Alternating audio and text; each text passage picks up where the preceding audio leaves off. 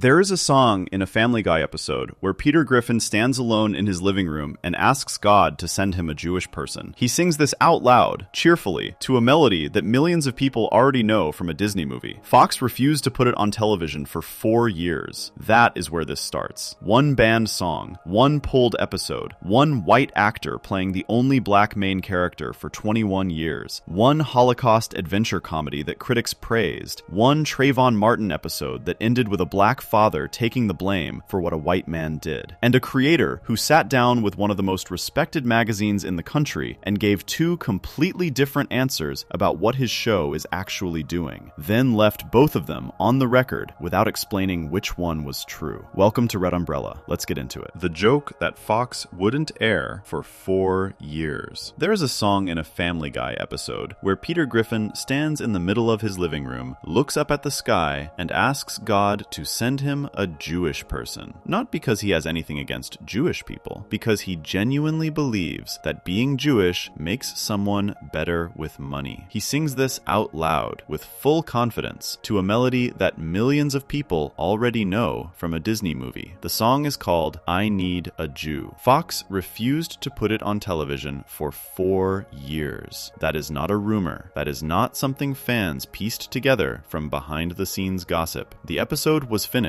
It was animated, voiced, scored, and ready. The production code exists. The table read happened in March of 1999. And then the people at Fox looked at what they had and decided the country was not ready for it. Or, more accurately, that Fox was not ready for the fallout. The episode is called When You Wish Upon a Weinstein. It is the 22nd episode of Season 3. Peter loses money to a dishonest insurance salesman and becomes convinced that the only way to fix his financial problems is to find a Jewish accountant. He actually prays for one. When a Jewish man named Max Weinstein shows up with car trouble outside the Griffin house, Peter treats it as a sign from God. He chases Max down the street. He forces him to help get the money back. He invites Max to dinner. He goes to synagogue with him. And somewhere during all of this, Peter decides that the best gift he can give his son Chris is to convert him to Judaism, because he believes that being Jewish will automatically make Chris smart and successful for the rest of his life. Lois thinks this is insane. She is right. Peter does it anyway. That is the whole plot. Peter, driven entirely by a stereotype that Jewish people are naturally better with money, tries to secretly convert his teenage son at a casino in Las Vegas. The episode ends with Lois stopping the bar mitzvah, the family escaping through a bus window, and Peter learning absolutely nothing of lasting value. It is a standard Family Guy structure. The lesson evaporates by the next episode, as it always does. So why did Fox sit on this for 4 years? The answer is in the details of the song. Peter stands alone, sincerely asking for a Jewish person to come into his life, and he sings lyrics that string together every major stereotype about Jewish people that has existed in American culture for 100 years. They are smart with money. They are successful. They are connected. They will help you if you just get close enough to one. The song is not framed as a villain doing something monstrous. Peter is not being punished for thinking this way. He is just singing, cheerfully, from a place of total ignorance. And the show plays the ignorance as the joke. The question Fox was asking in 2000 was whether television audiences would actually receive the ignorance as the joke. Whether people watching would land on, Peter is an idiot, and this is funny because of how wrong he is, or whether they would land somewhere else entirely. Fox decided it could not take that chance and shelved the episode. What makes this complicated is that the episode was written by Ricky Blitt. Blitt is Jewish. He has said in interviews that he wrote the episode specifically to explore how harmless stupidity and genuine prejudice can look almost identical from the outside. The joke was supposed to be on Peter. Max Weinstein, the Jewish accountant, is written as a normal, decent person. He is not defined by his religion. He helps Peter not because of some tribal obligation, but because Peter pressured him into it and then genuinely befriended him. The show, when it actually works, is demonstrating that Peter's entire framework is absurd, that a person's religion does not determine their relationship with money or intelligence or success,